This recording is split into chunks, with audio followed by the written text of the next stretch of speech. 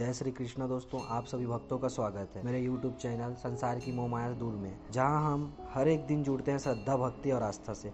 चलिए आज की इस दिव्य कथा भजन प्रेरणा की ओर चलते हैं। क्या आप जानते हैं कि महाभारत के सबसे वीर योद्धा कर्ण जन्म से ही अमर थे। उनके शरीर से एक दिव्य तेज निकलता था और उनका शरीर ढका था स्वर्ण कवच और कुंडलों से। लेकिन यह कवच कुंडल उन्हें कैसे मिला और क्यों, तो आइए इस कथा के माध्यम से हम जानते हैं। दोस्तों, यह उस समय की बात है जब कुंती युवावस्था में ऋषि दुर्वासा की सेवा कर रही थी। प्रसन्न होकर ऋषि ने उन्हें एक वरदान दिया, जिससे वह किसी भी देवता को बुलाकर उससे संतान प्राप्त कर सकती थी। कुंती ने इस वरदान की परीक्षा लेने के लिए सूर्यदेव को बुलाया, लेकिन वरदान इतना प्रभावशाली था कि तुरंत ही सूर्यदेव प्रकट हो गए और एक तेजस्वी बालक को जन्म दिया। वही था कर्ण। यहाँ दोस्तों आप जानते हैं कि कवच और कुंडल की उत्पत्ति कैसे हुई। यह बालक जन्म से ही दिव्य स्वर्ण कवच और कुंडलों से युक्त था। ये कवच और कुंडल किसी साधारण अस्त्र से भेदा नहीं जा सकता। कहा जाता है कि यह सूर्यदेव की कृपा से मिला एक वरदान था, जिससे कर्ण अजय बन गया था। इसका अर्थ ये था कि कर्ण को कोई भी मार नहीं सकता जब तक उसके शरीर पर यह कवच कुंडल है। कर्ण ने कवच कुंडल का ध्यान क्यों किया, आइए दोस्तों इस कहानी के माध्यम से हम इसे भी बताते हैं। लेकिन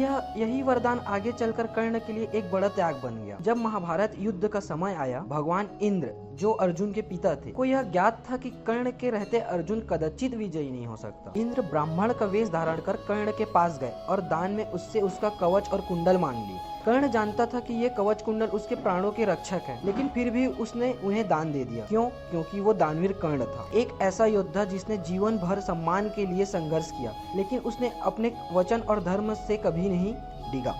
तो दोस्तों इस कहानी के माध्यम से हमें यह सीख और संदेश मिलती है कि कर्ण सिर्फ एक छोटा योद्धा नहीं था, वो त्याग और वीरता की मिसाल था। सूर्यदेव का पुत्र होते हुए भी जीवन भर उसे समाज ने अपमानित किया, लेकिन उसके हृदय का तेज, उनकी दानशीलता और साहस आज भी हम सबको प्रेरणा देता है। दोस्तों अगर आपको कर्ण की ये कहानी पसंद आई हो तो वीडियो को लाइक, कमेंट और सब्सक्राइब जरूर कीजिएगा।